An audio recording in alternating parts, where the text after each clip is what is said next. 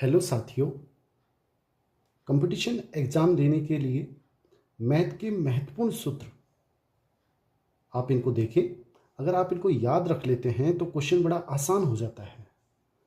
Question को हल करने के लिए सूत्र हमारे बिल्कुल दिमाग में रहने चाहिए, जिससे मान फिट किया और आंसर। सबसे पहला है समबाहु त्रिभुज का परिमाप। समबाहु त्रिभुज किसे कहते हैं? जिसकी तीनों भुजाएं बराबर हो और उसका परिमाप ज्ञात करने का सूत्र होता है 3 गुणा भुजा। आपको भुजा का मान दिया जाएगा, उसे 3 से गुणा करके उसका परिमाप निकाल सकते हैं। समबाहु त्रिभुज का क्षेत्रफल √3/4 गुणा भुजा का स्क्वायर होता है।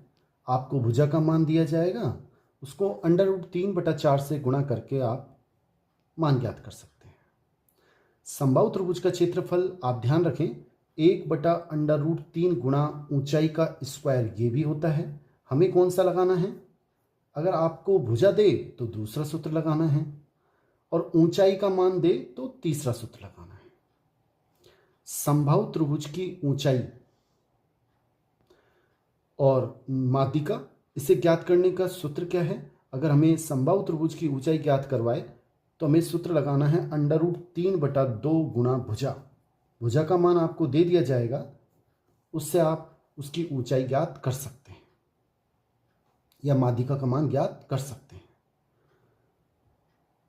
घनाभ का विकर्ण, कई बार हमसे क्वेश्चन पूछा जाता है कि घनाभ में सबसे बड़ी लंबाई की रखनी जा सकने वाली छड़ की लंबाई, या फिर घनाभ का सीधा विकर्ण पूछ ले तो उसका सूत्र आपको याद रखना है लंबाई का स्क्वायर प्लस चौड़ाई का स्क्वायर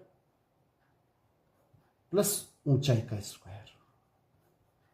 इसे हम ऐसे भी लिख सकते हैं L² plus B² plus H²। Length, breadth, height.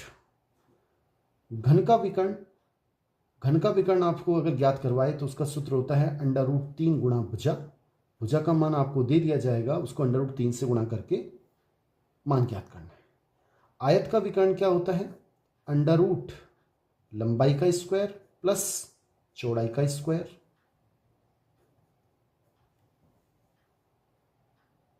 साथियों, इसी तरह वर्ग का विकर्ण क्या होता है? √2 गुणा भुजा। साथियों, अगर सूत्र याद हैं तो हमें बड़े आसानी है क्वेश्चन हल करने के लिए। वर्ग का क्षेत्रफल क्या होता है? भुजा का स्क्वायर। अगर आपको भुजा का मान दे तो इसका सूत्र हो जाएगा भुजा का स्क्वायर। और विकर्ण का मान दे तो आपको याद रखना है 1/2 विकर्ण का स्क्वायर। अगर सूत्र अच्छे लगे हों तो चैनल